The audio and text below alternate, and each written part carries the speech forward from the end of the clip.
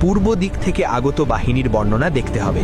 অনেক রেওয়ায়েতে এসেছে যে পূর্ব দিক, যাকে ঐতিহাসিকভাবে খোরাসান হিসাবে ব্যাখ্যা করা হয়, এখান থেকেই সেই কালো পতাকাবাহী লস্কর বের হবে যারা ইমাম মাহদির প্রধান সাহায্যকারী হবেন।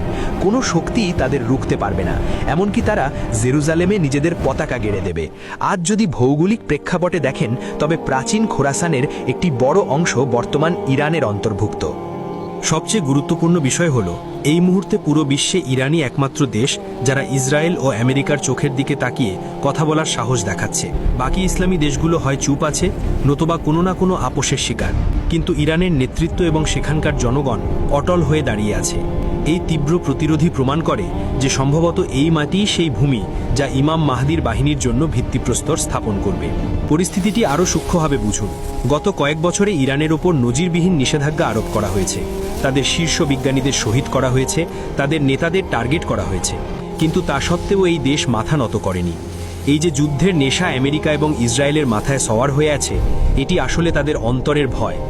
দজ্জালি শক্তিগুলো খুব ভালো করেই জানে যে তাদের মোকাবেলা ভবিষ্যতে কার সাথে হতে চলেছে।